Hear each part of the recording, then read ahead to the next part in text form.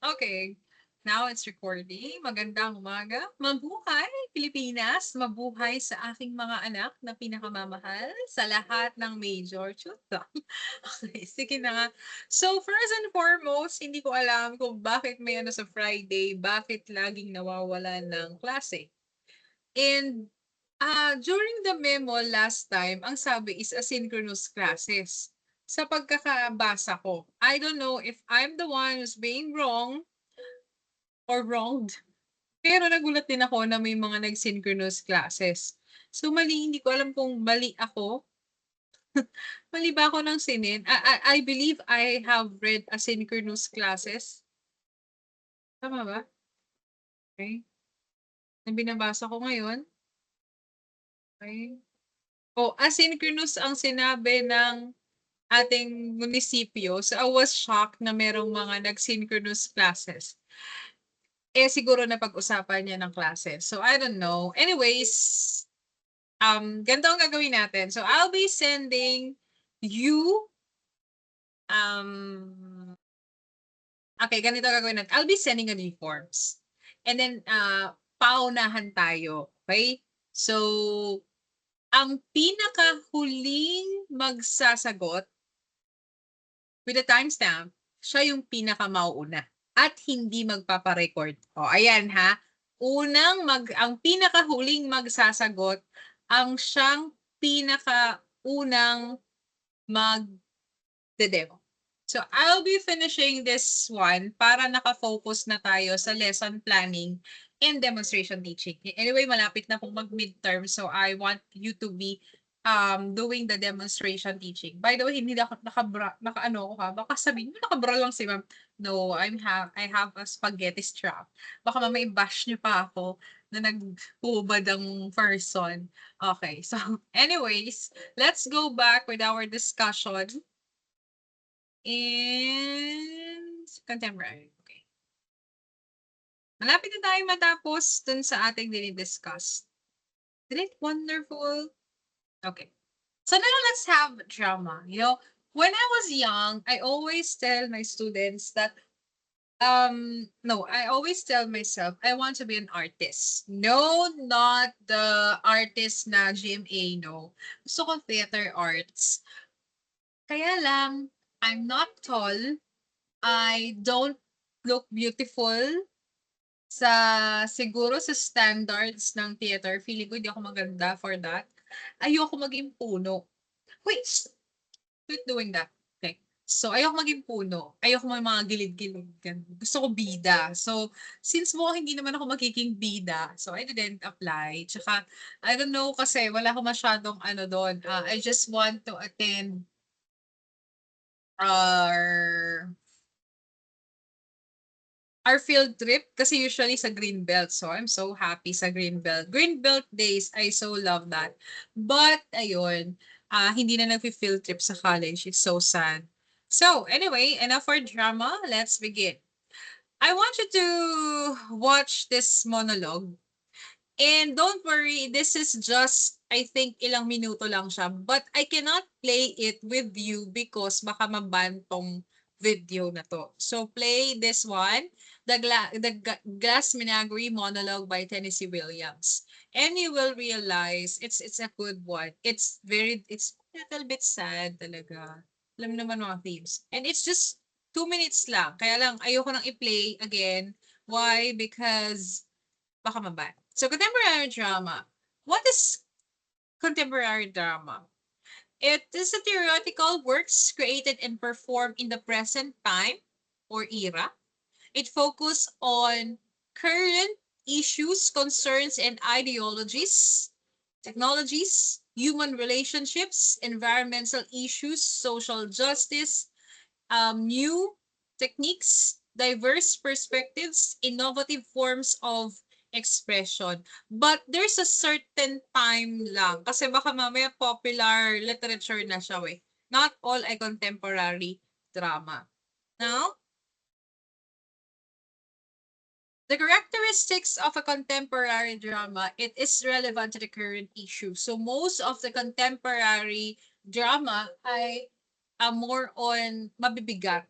sobrang bibigat ng mga issues. And its diversity of perspectives, its experimentation with form, it focus on identity, its non-linear narratives, it has blurring genre, globalization themes, which is very popular before and even now, technology integration, but not too much, fluidity of characters and audience interaction. It has also with hyper realism and cultural hybridity, minimalist staging. So it means na konti lang talaga. It doesn't focus on that. So usually monologue lang kasi siya. It has an intense, usually kung nakapanood niyo yung Glass of Menagerie, it's an intense play with a few items, but the feeling is so deep talaga. And usually, the theoretical structures of contemporary drama is postmodernism, deconstruction, feminist theater, neoliberal critics. So, yan yung mga usual theoretical structures of contemporary drama. And as part of your activity, I want you to this is one of your assignment. I want you to define these four theoretical structures. We don't need to define a lot, as in sobrang dami, but I just wanted to give at least five key terms about these four that you could remember, and you could have at least three examples of this. So five key terms and example of this, so that you will be familiar with this four on your own. So we have the wicked. It's part of the construction. Yung The Wicked kasi, it's, well, one of my favorite plays before na nabasa ko yung mismong script niya.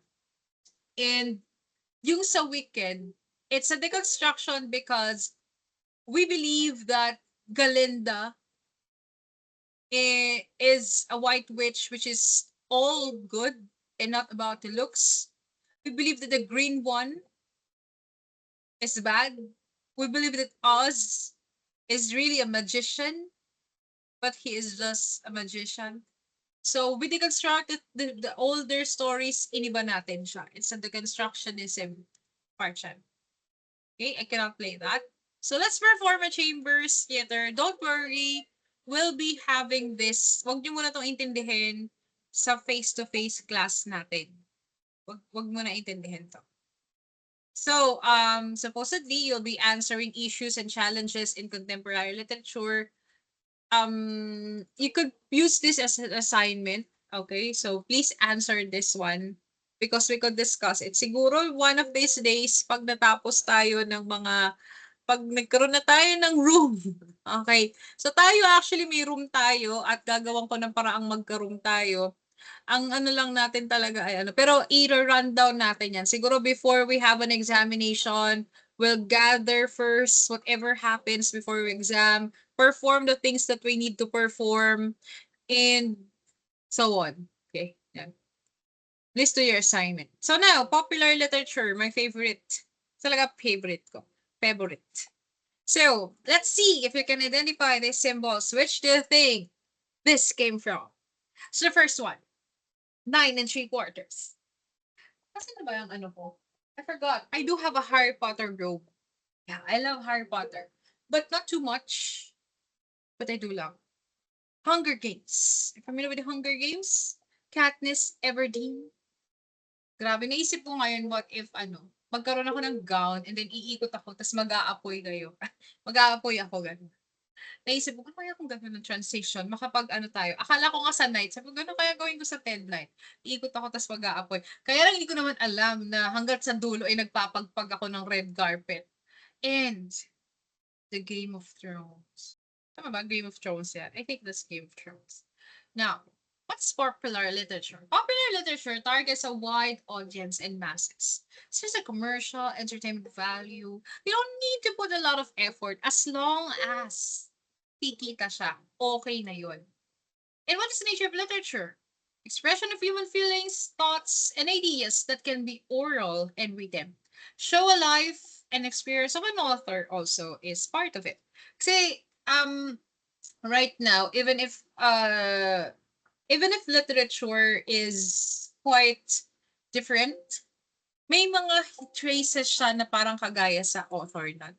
So, Literature point of view, it is in print. It could be in arts, in language, aesthetic, fictional, expressive, and effective. Even minimalism. It started somewhere. It is part of who we are right now. So, honestly, ngayon, nasa minimalist era. Minimalist era. Well, honestly, yes. I've been, how should I say this? I've been decluttering for so many things na. When I was in, not this year, I don't repeat clothes. I think for 2 months. I like it that way, that I do have different clothes every day. So it doesn't matter if whatever look that I have, as long as I don't have someone to the same as clothes. And then I realized, um, having a lot of clothes is actually a problem for me now. I don't want to be seen. I don't want us to be seen by these clothes. I feel that I'm not referring to other people, but I feel that the more show off clothes, the more I am hiding something. So meron nga ako nakita na article about that, na sabi niya na people nowadays are showing off, not to show off, but because they are hiding something. They are hiding their true nature. They're hiding something in them. So I don't want that to happen. Parang I realized it. So what I usually do right now, I trim down. As in, I think I have 2 boxes or three. I think 3 boxes, and currently removing a lot. And now I have a uniform. I have a 2 weeks outfit because I don't want to buy another one kapag isang ano. And ayokong mamalansya. Kaya inaano ko yung namamalansya sa amin. 2 weeks worth of outfit.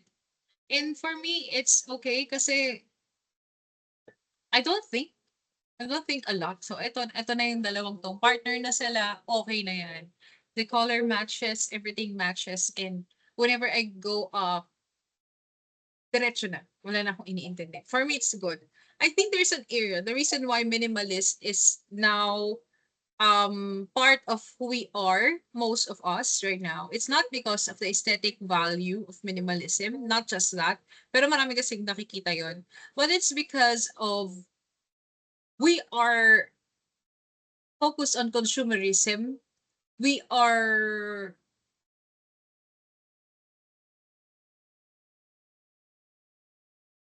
we are always influenced by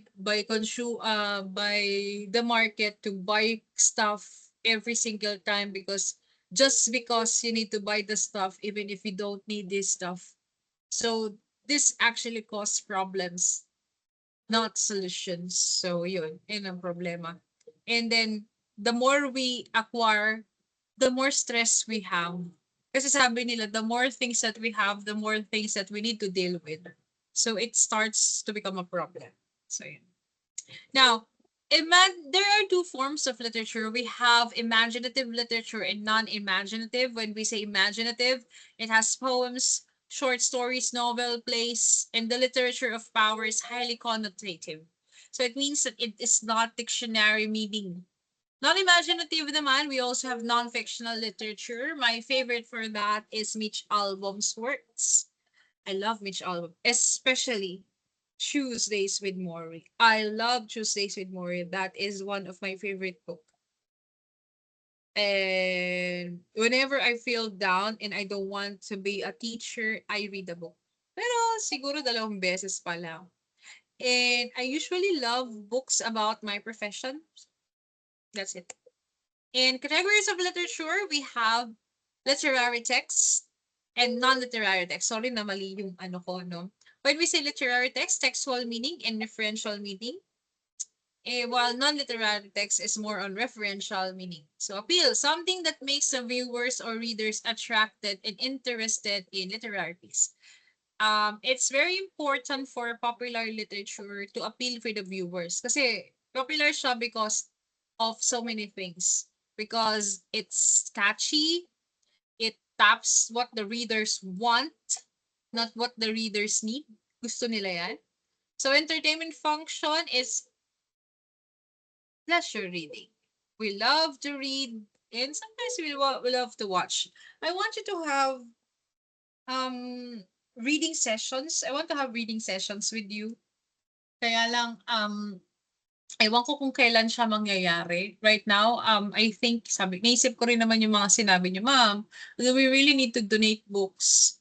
And what happened to Meneses na nasunog, I was thinking, no, I want to build something na pangmatagalan sana, but if we will have that kind of parang yung literature na I mean, if we will invest in books tapos biglang mawala, parang ang lungkot din pala kasi hindi ko mapoprotektahan yung mga ido-donate ko. So, I won't be asking for donation of books na lang. So, social political function, it helps readers see social and political constructs around him and show the state of the people. Now, ideological function shapes the way of thinking based on the ideas of other people, and more function impart values to the readers. So many books doesn't have values. But some books, especially the ones that we love to read, na pwede siya sa karamihan, of course, we do have moral function. Linguistic function, of course, preserve the language of every civilization from where it originated. You know, I love Filipino books. Kaya lang hindi kasi tayo Filipino literature eh. But English kasi dapat so that you will read something. Culture function, literature that orients its readers to the traditions, folklore, and arts.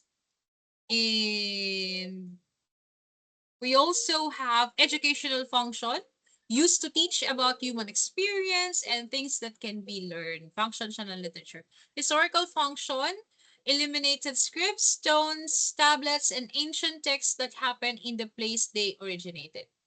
Assignment, of course, peer group, pick a book or audiobook about any popular literature. So I think this is too much for you. We'll be giving you later on na lang. So marami naman tayo magiging demo eh. So doon na natin siya gawin. Huwag muna ngayon.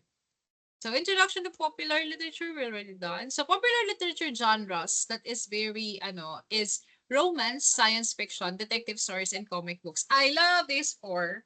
I love romance books. Science fiction pala not so much. Hindi ako mahilig ng sci-fi masyado. Detective stories, yes. I can't find my book eh. Pakita. Nasaan nga ba? Nandun yata sa taas pala yung libro. But I do have, pinagamit ko kasi sa pinsan ko yung kwarto ko for review for let.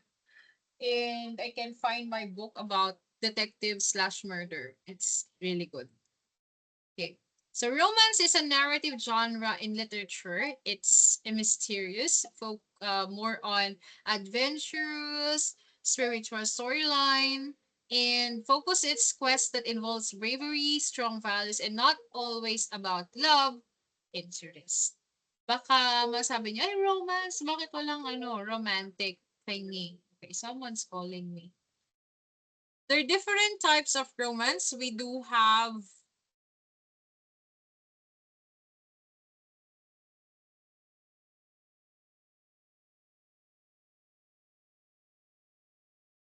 wait lang.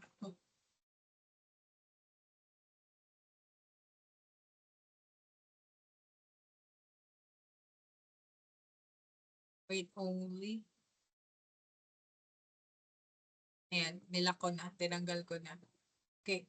So, we have different types of romance. We have Gothic and we have contemporary or modern. So, when we say Gothic, it has a dark, compelling characteristics. It has a sense of transcendence. It's supernatural and irrational. So, Gothic is not a cup of tea of everyone because Gothic is usually black, dark, and something that is not usual. Siguro sa mga ibang tao, they don't like Gothic dahil parang, ay nako, may kademonyuhan yan. But not all the time naman. But it's like you're reading in a world that it's dark and everything is happening usually sa brain mo. But it's really nice. Contemporary and modern naman is romantic relation that has a joyful conclusion, comedy, tragic, satire, and serious. So science fiction relies heavily on scientific facts, theories, principles. An example is a true story. True Story by Francis Bacon, Somnium by Johannes Kepler. So, sample siya ng science fiction. And many more naman. Sample lang naman siya. So, categories of science fiction, we have soft science. So, not scientifically accurate or they're inspired by soft social sciences like psychology, anthropology, and sociology. So, example yan yung Wall-E, Babel number 17 by Samuel R. Delany, River World, and Fahrenheit 451. Hard science naman, yung mga physics, chem, and astronomy, sample niyan ay The Mars Trilogy, Gravity, Dragon's Egg, and Fountains of Paradise by Arthur Clarke. So we also have other elements of science fiction. We have time travel, it's teleportation, with this interplanetary warfare, teleportation, ayan, ay nako, parallel universe, ay napaka dami. Mind control, telepathy, and telekinesis. So fictional worlds and alternative history. We also have aliens, extraterrestrials, life forms, and mutant speculative technology, super intelligent computers and robots, and space travel and exploration. So, characteristic element siya ng science fiction. So, sample popular sci-fi shows. My favorite also. I'm still waiting for the next chapter, The Umbrella Academy. I don't I haven't watched The Stranger Things. I know it's good. Many students said that it's good, but I haven't watched it yet. I will try, but I like the Umbrella Academy. First and foremost, the reason why I love Umbrella Academy, I watched it because the producer is no other than the lead singer of My Chemical Romance. I love that. And my favorite song as a teacher, we're gonna clean up the looks with all the vibes on the books. Di ko kabisado ba? Pero favorite ko siya. That's my anthem for teaching. Mamaya kakantahin na naman ni Jace yan pag nakita ako. Okay. Sorry na doon sa butchiki ko. Di ko alam na hindi nyo alam yarn. Okay. So, crime involves commission and detection of crime, begins with an disappearance or murder, and investigates crime. Ayan. Two, sample niyan ay comics, sabi ko ba't crime? Comics, genre representations on ideas are paired with stylistic device. Sa 1980s when comics gained literary acceptance. Hindi ko siya masyado yung Garfield. I haven't read that a lot. Pero siguro may some pages ako na nabasa.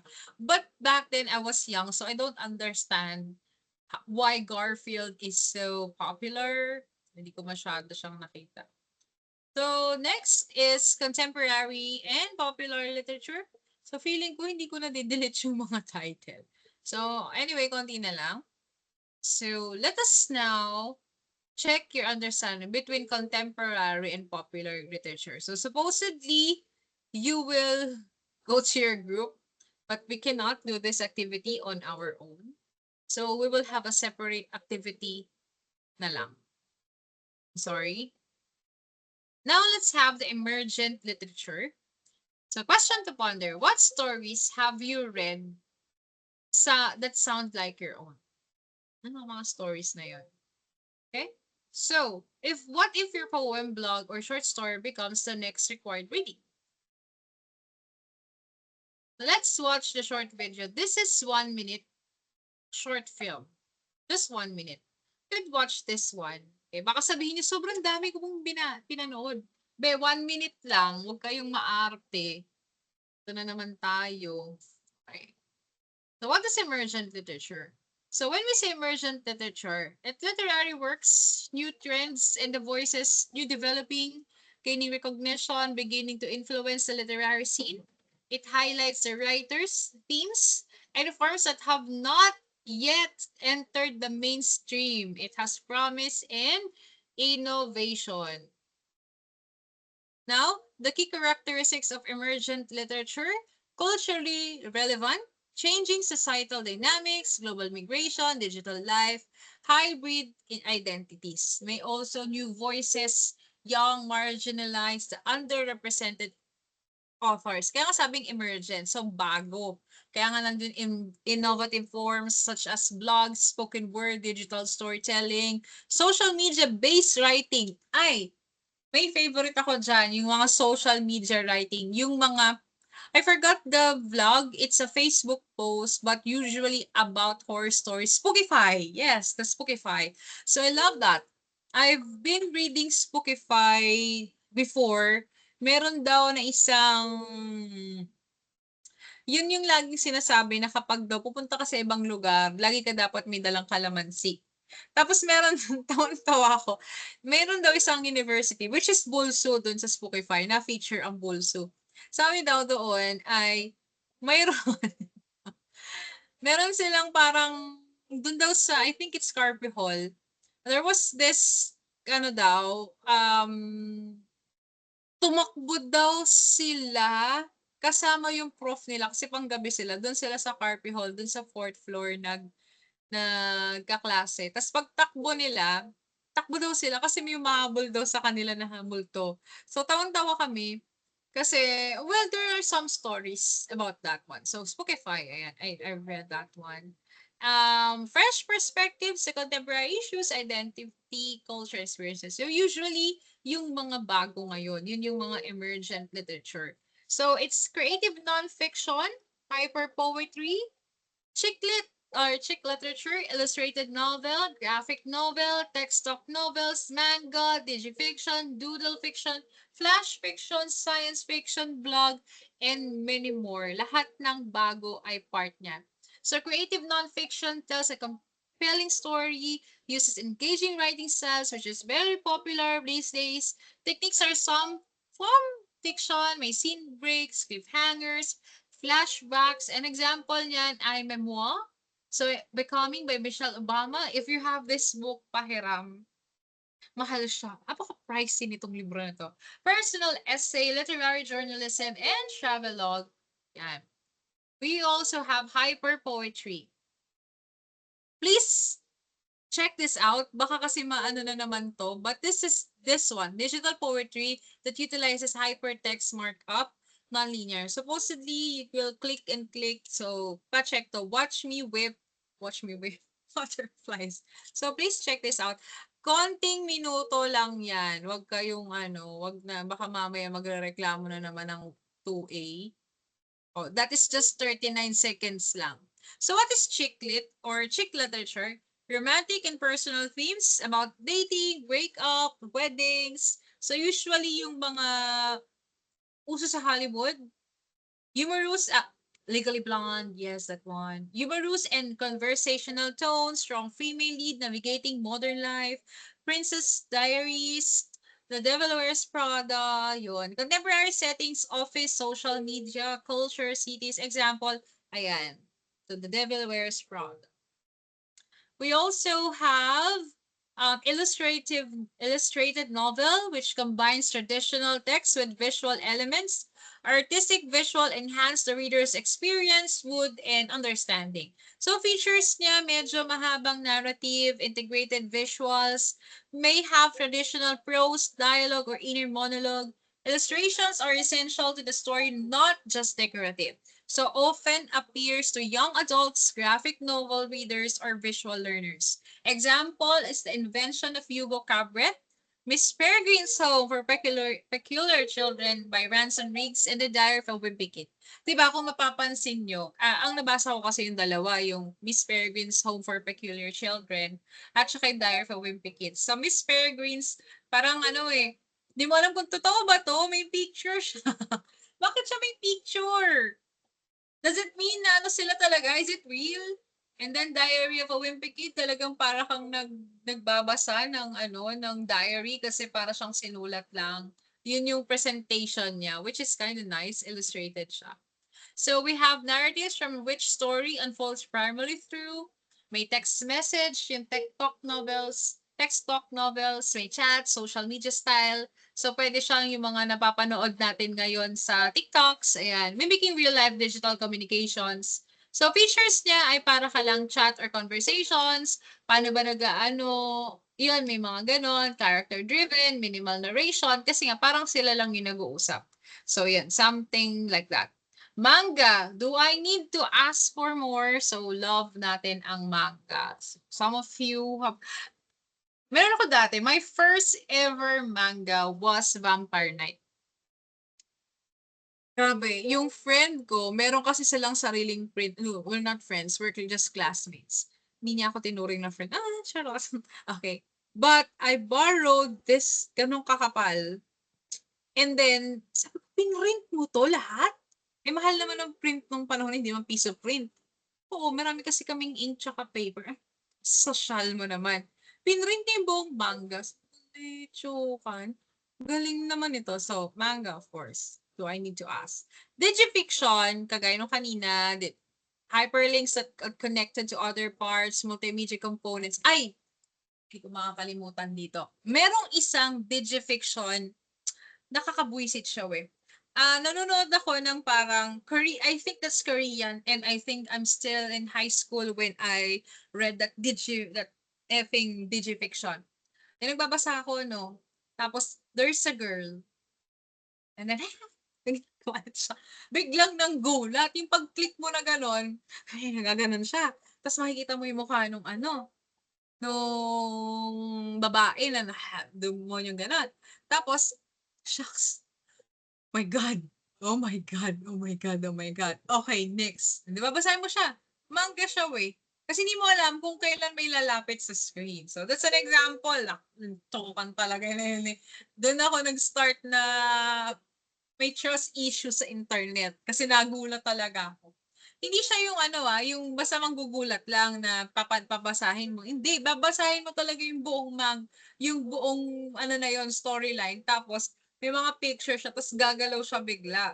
So, yun. Medyo kabado, 20. Eh, ang pa noon dati, syempre, right now kasi, di ba, if it's phone, madali lang, ganun mo, or hagis mo ganun. But before, ang desktop kasi ang ginagamit noon, and mataba siya, 'di ba? At saka mabagal talaga siya. So, pag click mo ganun, gumana yung internet mo, biglang pasok. So, it's kind of scary talaga. Doodle fiction, example, handwritten fonts, stylized. So, sample niyan ay Diary of a Wimpy Kid. So, book diaries, Tomgates, so exaggerated. Usually, sila, more on doodle search, obviously. Flash fiction, isa to sa pagagawa ko sa inyo. Pero not now. I'll be asking you one of these days pag nag-meet tayo. So, flash fiction or dagli in Tagalog, short, usually 300 words. Sometimes as short as 6 words. Meron akong nabasang dagli. Kasi kami dati eh. Napakasimple ng dagli. Sabi dito 6 words, 6 words. Tagalog siya. Sorry medyo SPG.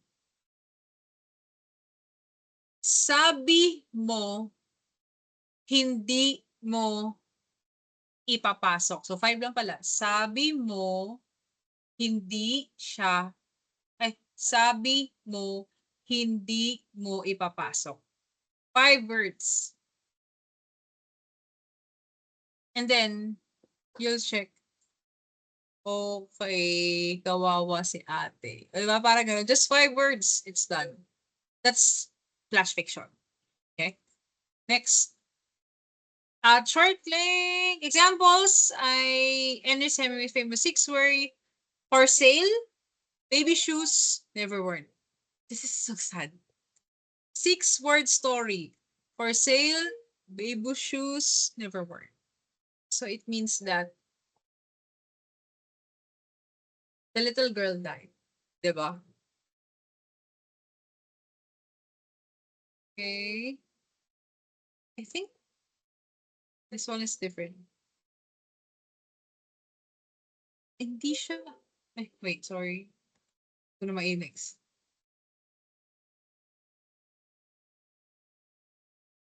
I think it's not sci-fi. This is sci-fi. So based on science or imagined scientific possibility. It's not flash fiction. Often involves space, time travel, aliens, robotic futuristic societies. So examples niya ay The Hunger Games, 13, Dune by Frank Herbert, 1984 by George Orwell. I think it's not flash fiction. Wait, for a while, there's something wrong. That's not.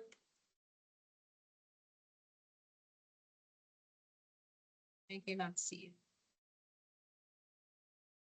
That's not science fiction.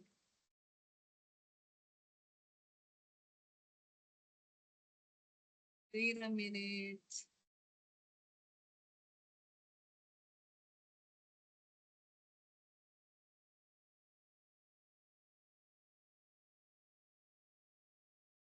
Hmm.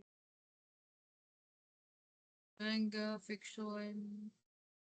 Yeah, science fiction nga siya. So, yeah, I'm correct. So I want to yeah, science fiction. Okay, this is not a flash fiction. This is a science fiction story. So, ba't ganun flash fiction ulit? No, okay. So short length siya. Usually, tangin sa maliit po siya. Mali ako ng inedit. Type na yun. Sorry. Mali. Mali. Hindi ikaw ang kailangan pala. Ito palang kabila.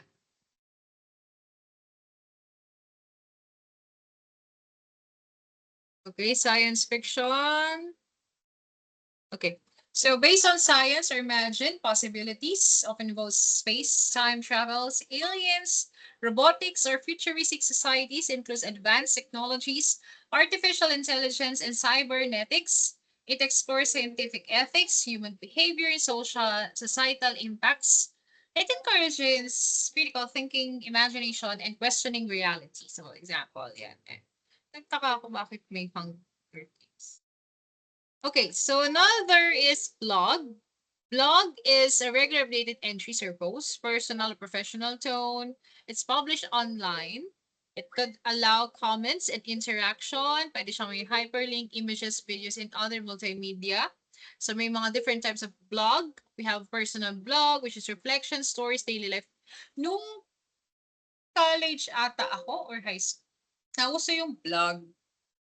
Ayun, nag-try ako magsulat ng isang article. Hindi ko na alam kung nasan yun. Hindi ko siya kaya. Tinakatamad. Educational blog, teaching tips, student writing, travel blog, adventures, travel guides, food blog, recipes, food reviews, lifestyle blog, fashion, wellness, home life, and professional blog. Ngayon kasi uso na ang vlog. Dati kasi hindi. I like vlogs. Sorry for that. Okay. So types and challenges in emergent literatures, understanding modern literary movements and their complexities. So,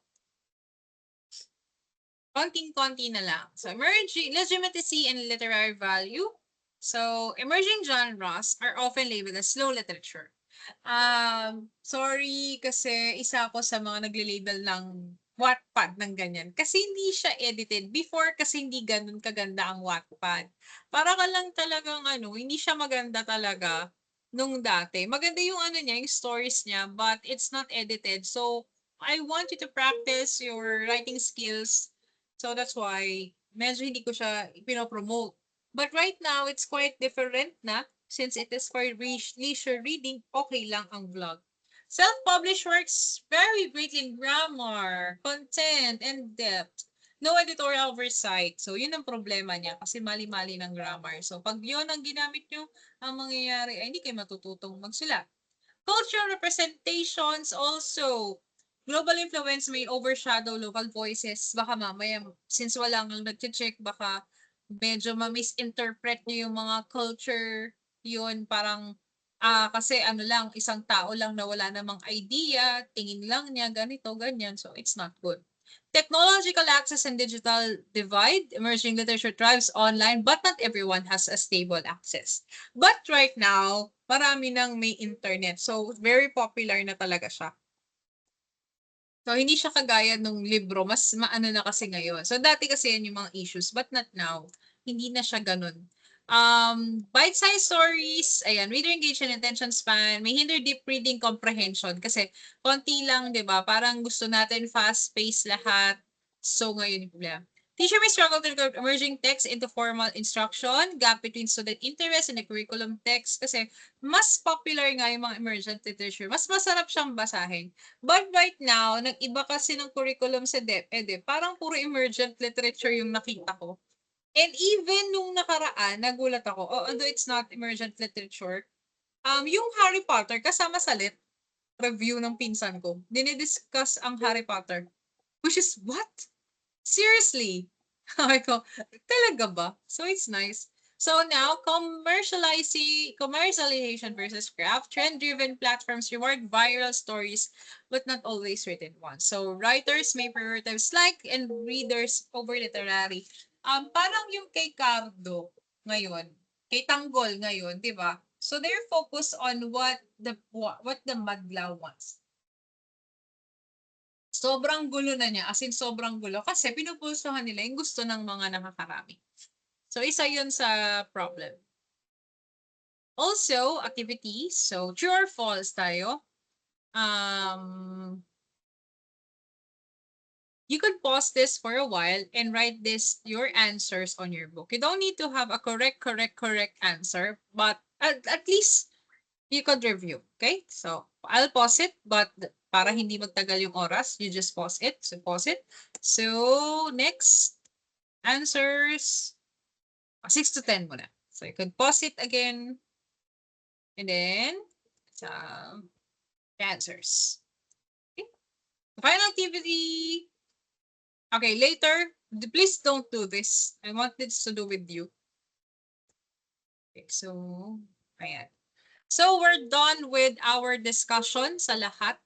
As I skip something, I'll be making a G forms now. So, I'll be instructing you. And see you in class. So, more on activities na tayo pag nagkita. Bye-bye!